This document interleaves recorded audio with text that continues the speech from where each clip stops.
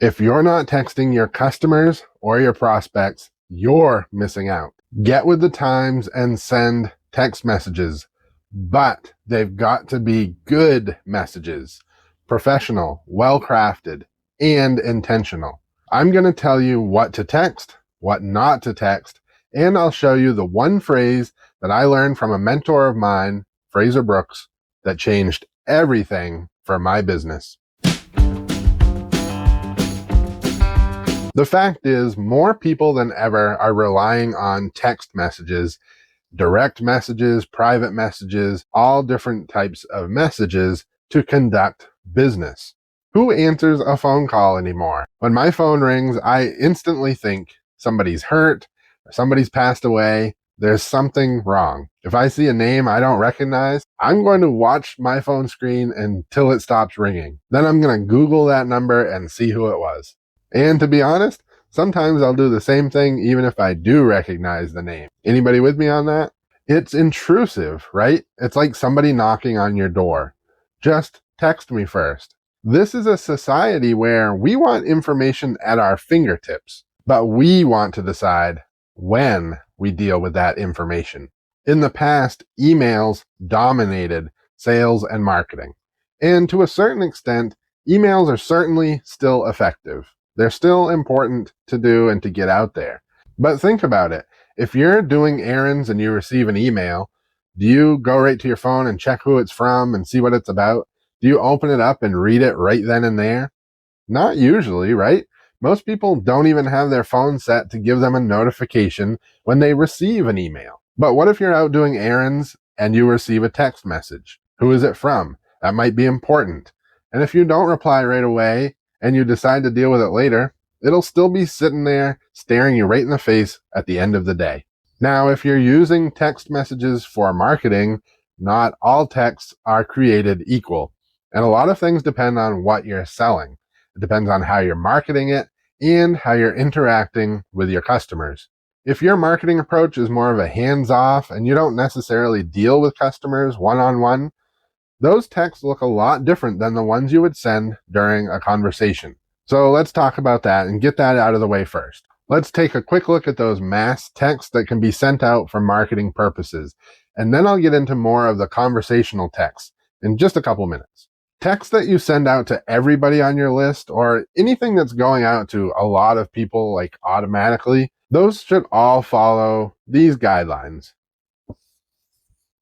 Respect their time.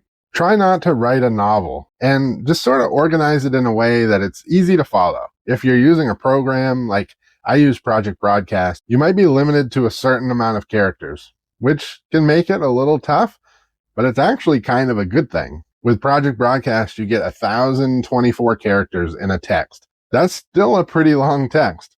But if you take advantage of using spaces and sort of making bullet points, you can make it a lot easier to follow. Don't have just one huge paragraph. That's what I'm saying. Offer value. A text like this is probably announcing a special promotion or a sale or something you're wanting to tell everybody on your list, right? If you're telling your people they can save money by shopping this sale, that's a good start. It may not be exactly valuable, but it feels a little like just asking them to spend money, and that will rub some people the wrong way. But if you can include some type of idea or a way to use the product that is on sale, that's value right there. You'll have to figure out what works for you and your product, but just keep that in mind. And last up, boundaries. Now, that might not be the exact word I was looking for there, but I was able to make this awesome acronym. It spells my name. The point is, don't be too intrusive. Don't send these mass text messages out too often. If somebody's on your list, that means that they gave you permission to text them, but they don't necessarily want to hear from you every single day. Is there a magic number here? Nobody really knows. I know for me, we do 1 to 2 mass text messages per month. That's it, 1 or 2. And we get very little negative feedback. But of course, make sure to include opt-out instructions at the end of your message. That way people can just reply stop instead of flagging you as spam or reporting you. But as soon as they get annoyed, and if they do text stop, that's it. You've lost your ability to reach that person. So try not to push them to that point. Adding value can help with this as well. So that's just a basic guideline to mass text messages that you'll be sending out to your entire contact list. But if you're trying to sell or promote a product, your goal should be to have conversations. Some people will click your link and they'll just buy from what you tell them in your mass text. But what if prospects have questions? What if they're not sure? What if they're not ready to buy? The goal is to have a conversation and to make sure it's helpful and effective. Let's take a look at that. I've got a few things for you to keep in mind. The first, open-ended questions. You want people to reply to you. So ending text messages or direct messages, ending with an open-ended question. That's crucial. Even with mass text messages, you can end with an open-ended question. What products are you thinking of trying? What do you think about the specials? How are you feeling about blank? Yes or no questions will sometimes get a reply. Do you have any questions? Are you interested? Do you think blank product would help you? Yes or no questions are not ideal, but sometimes it's more of a natural fit and they don't stand out and they don't get as annoying sometimes. So sprinkled in there, it's not a bad idea. Of course, asking no question at all, well, that will kill the conversation, right? Now I will flip-flop a little bit here.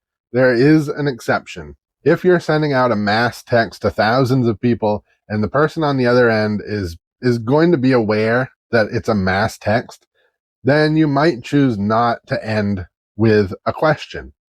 Two reasons for this.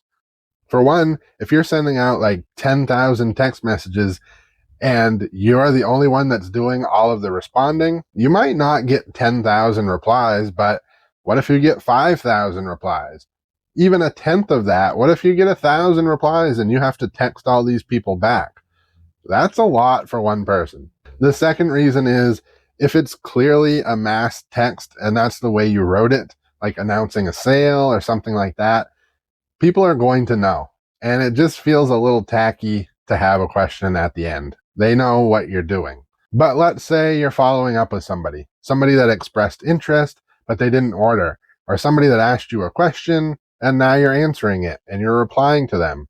It could be any number of reasons, but now you're in a one-on-one text conversation. Now is your time to shine. When you're texting one-on-one, end your message with a question. This will keep the conversation going. And open-ended questions when possible. These are what and how questions. So let's just take a look at an example of how this could go. This is Mr. Prospect that expressed some interest in the past, gave you permission to add him to your text list, but he hasn't purchased yet. So you text him, hey, and you have his first name. You had mentioned that you were interested in blank. I totally understand it can be a little overwhelming to know where to start, but I can help you. What types of blank do you enjoy doing? And obviously you want to make sure this is related to your product. The prospect might say, I enjoy doing X, Y, and Z. And then you reply with, oh, that's awesome. I've never tried X, Y, and Z, but I'd love to someday.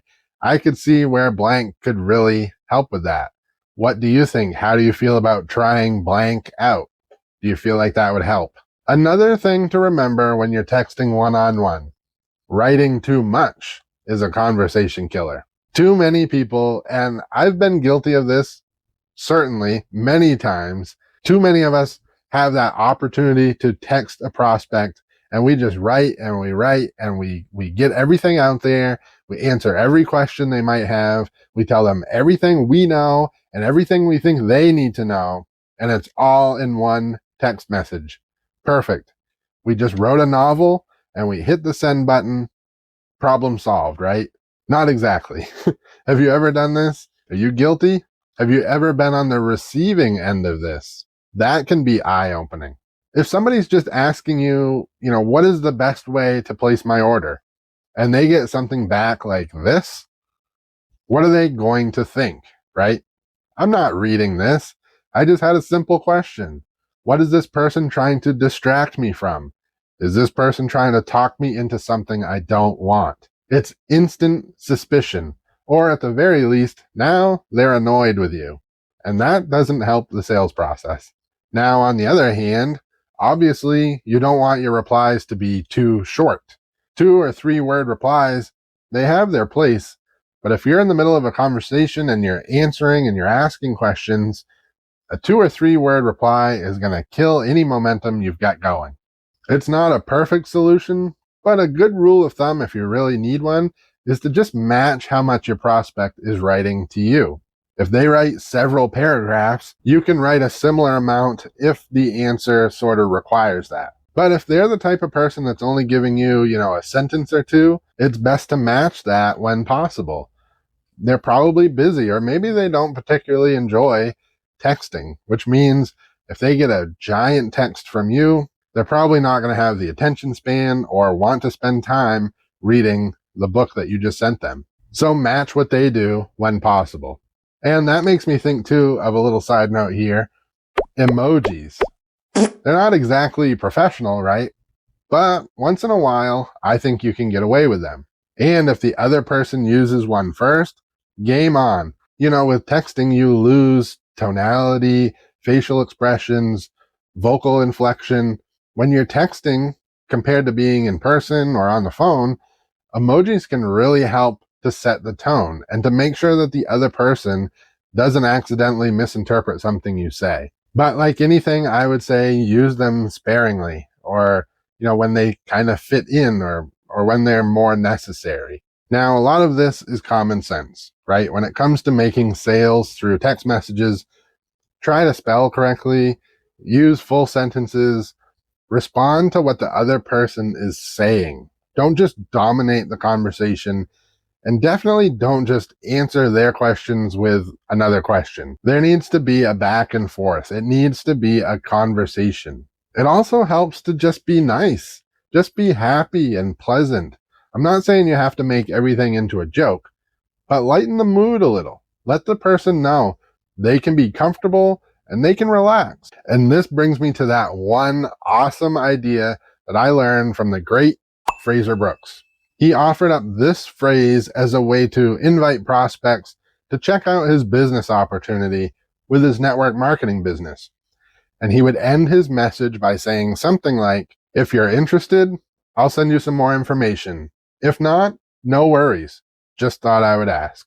When I first heard that, I thought, how effective could that really be? I mean, you're spending time answering a person's questions, you're building a connection, you're forming a relationship or a bond with them, and then you're just giving them an out.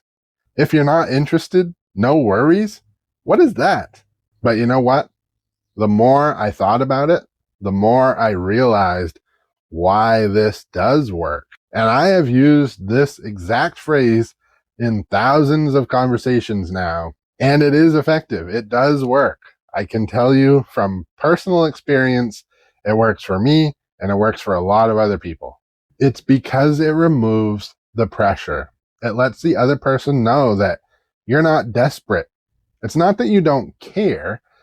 A lot of people teach that in sales, to just not care. You don't care if you get the sale or not. I feel like that's the wrong approach. You have to care. You care about your product, you care about your prospect, but you're not going to lose any sleep if this prospect decides one way or the other. People don't want to be told what to do or what to buy. But this reminds them, this no worries phrase, reminds them that they're making the decision. Now, I put my own little spin on this, like I tend to do, and I ask at the end of that, what do you think? Or what are your thoughts? Or what part of that sounds like it would help you the most? After making it clear that it's not going to cause me any worry no matter what they decide. So it would end by just saying, if not, no worries. I just thought I would ask. So what do you think? What are your thoughts? When I started to do this, it completely changed my numbers, my conversion rates, everything went up, and it completely changed the way that I viewed these text conversations. Now I'm not pushing people through a sales funnel. I'm not pulling them down a path that I desperately need them to follow in order to make the sale. Now I'm walking right beside them. I'm helping them. I'm guiding them. I'm answering their questions. I'm sharing my knowledge with them. I'm sharing something that I love with them. But I'm making sure that they know that they are the ones making the decision, not me. They are deciding what's right for them, what's best for them, and how they want to spend their money. That's their decision, and that's the way it should be. If you're here at the end of the video, leave me a phone emoji down in the comments to let me know. I'll also put my Project Broadcast link in the description below the video if you want to check that out. If you need a texting service or if you want to try out Project Broadcast, if you use our coupon code, you can get 50% off your first month, or you can get 10% off your first year if you do it annually. It's a great texting program. I've been using it for several years now. I've used a few others, and I really, really enjoy Project Broadcast. So I definitely recommend it. And if you like this video, make sure you check out this video next. I'm Rob with No Worries Network. We'll see you next time.